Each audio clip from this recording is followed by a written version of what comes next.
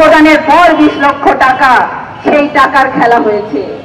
তাহলে আজকেও আমরা দেখছি সোশ্যাল মিডিয়ায় আসছে, পত্র পত্রিকায় প্রতি মুহূর্তে অনলাইনে খবর আপডেট হচ্ছে যে এই নারী নাকি মামলা তুলে নিচ্ছে, এই কথাও বলা হচ্ছে। কিন্তু এই যে ভুলভাল খবরগুলো প্রচার করা হয়, এরকম একটা ক্রিমিনাল অফেন্সের ইনফরমেশন থানায় যাওয়ার পর যিনি ইনফরমেশন দিয়েছেন তিনি আর মামলা তোলার ক্ষমতা রাখেন না। এই আইনি বিধানটুকু আমাদের সাধারণ মানুষদের মধ্যে দেওয়া হয়নি। এই যে এগুলো নিয়ে নানান রকম অপপ্রচার করে এক একজন এখন সোশ্যাল মিডিয়ায় তাদের ভিউ বাড়ানোর কাজ করছে, টাকা ইনকাম করার কাজ করছে।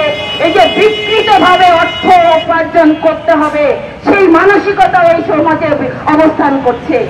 বন্ধুগণ, আমরা বলতে চাই যা কিছুই হোক না কেন আমাদের সমাজটাকে সুস্থ করতে হবে, সমাজটাকে মানুষের বসবাস উপযোগী করতে হবে।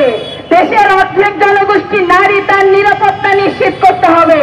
সে ঘরে হোক আর বাইরে হোক, দিনে হোক রাতে হোক, যে অবস্থাতেই নারী থাকুক না কেন তার নিরাপত্তা নিশ্চিত করতে হবে এই রাষ্ট্রকে।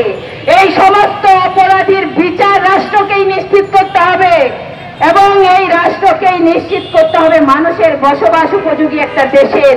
আমরা আজকে এই সমাবেশ থেকে সেই দাবি জানাই, অবিলম্বে এই নারীর উপর যে নিপীড়ন হয়েছে সেই নিপীড়নের তদন্ত সাপেক্ষে যত ধাপের অপরাধী থাক তাদেরকে বিচারের আওতায় এনে তাদের দৃষ্টান্তমূলক শাস্তির ব্যবস্থা করুন এবং একই সাথে সারা দেশে এরকম যত ঘটনা ঘটছে সেগুলোকে আপনারা গুরুত্বের সাথে নিয়ে বিচারের ব্যবস্থা করুন। তাহলেই আমরা আগামীর পথটা সুন্দর করতে পারবো।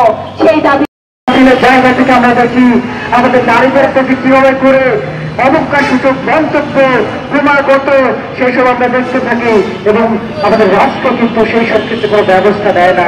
ফলে আমরা মনে করি এইভাবে আহমেদ শুভ সমাজতান্ত্রিক ছাত্রফ্রন্ট কেন্দ্র কমিটির প্রচার সম্পাদক।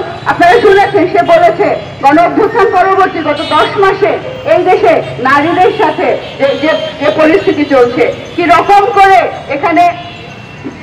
করে এখানে নানা রকম মত তৈরি করা, নারীর পোশাক থেকে শুরু করে তার চলাফেরা সকল ক্ষেত্রে এই মবের মাধ্যমে মতামত তৈরি করে হেনস্থার ঘটনা আমরা একের পর এক দেখে যাচ্ছি।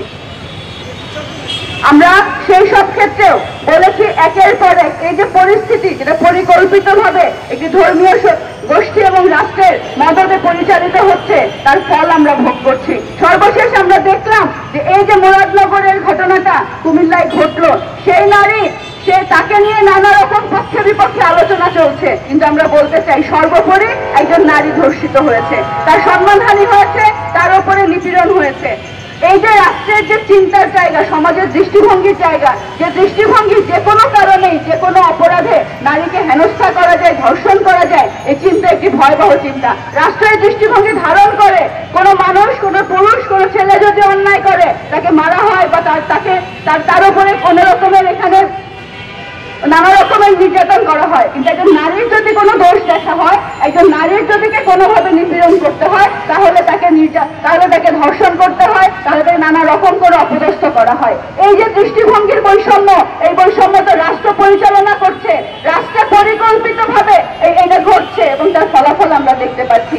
আমরা দেখবো যখনই কোনো নারী নিপীড়িত হয় সেই নারীর দিকে আঙ্গুল তোলা হয়, সে কি পোশাক পরেছিল, সে কখন বাইরে গিয়েছিল, সে কেন গিয়েছিল। এই যে ভিকটিম ব্লেমিং, এখান থেকে যদি বের হওয়া না যায় তাহলে এই সমস্যার সমাধান করা সম্ভব না। আমরা বলতে চাই এখানে নারী সম্পর্কিত দৃষ্টিভঙ্গি নারী নির্যাতনের অন্যতম কারণ এবং প্রত্যেকটি ক্ষেত্রেই আমরা দেখবো কোনো না কোনো ভাবে ক্ষমতাসীন মানুষ, ক্ষমতাসীন ব্যক্তি বা ক্ষমতার আশপাশে থাকা মানুষদের দ্বারা এই ভয়াবহ ঘটনাগুলো ঘটে। তাই অবিলম্বে এই মুরাদনগরের এই নারীর সাথে ধর্ষক এবং নিপীড়ক তাদেরকে বিচারের আওতায় নিয়ে আসা এবং সুষ্ঠু তদন্ত ও দৃষ্টান্তমূলক শাস্তির দাবি আমরা করি। আমরা বলতে চাই সারা দেশে নারীর নিরাপত্তা নিশ্চিতের জন্য আমরা যে কথা বলছি বা রাষ্ট্র বলেন, আপনারা দেখবেন গত এখানে প্রায় 25-26 দিন হয়ে গিয়েছে এই প্রেস ক্লাবের সামনে তথ্য প্রকল্পের যে আপারা দিনের পর দিন রাতের পর রাত এই প্রেস ক্লাবে অবস্থান করছেন। একদিকে তাদের যে দাবি, সেই দাবি তাদের চাকরির স্থায়ীকরণ, তাদেরকে এখানে রাজস্বের মধ্য দিয়ে স্থায়ীকরণ করা সহ যে দাবিগুলো আছে তার প্রতি রাষ্ট্রের এখানে কোনো সিদ্ধান্ত টানা বা সেগুলো যেমন আমরা দেখছি না, আবার তেমনি করে দিনের পর দিন এরকম এই জায়গাতে যে আমাদের আপনারা অবস্থান করছেন তাদের নিরাপত্তার বিষয়টিও আমরা দেখছি না যে খুব ভালো করে এখানে দেখা হচ্ছে। আমাদের এই অবস্থায় আমরা বলতে চাই দেশের সকল মানুষ, সকল নারীর নিরাপত্তা নিশ্চিত করার দায়িত্ব ছিল রাষ্ট্রের। রাষ্ট্র যেমন তার কর্মের দায়িত্ব নেবে, রাষ্ট্র তেমনি তার নিরাপত্তার দায়িত্ব নেবে, এবং সর্বক্ষেত্রে এই নিরাপত্তা নিশ্চিত করা না গেলে আমরা একের পর এক এবং এই বিচার নিশ্চিত করা না গেলে এই ঘটনা থেকে মুক্ত পাবো না। অবিলম্বে সমাজতান্ত্রিক মহিলা ফোরাম এবং ছাত্রসংঘের সমাবেশ থেকে আমরা বলতে চাই, অবিলম্বে এই ঘটনার সাথে যারা যুক্ত তাদের বিচার নিশ্চিত করতে হবে, দৃষ্টান্তমূলক শাস্তি নিশ্চিত করতে হবে। আমি কথা বলে ধন্যবাদ।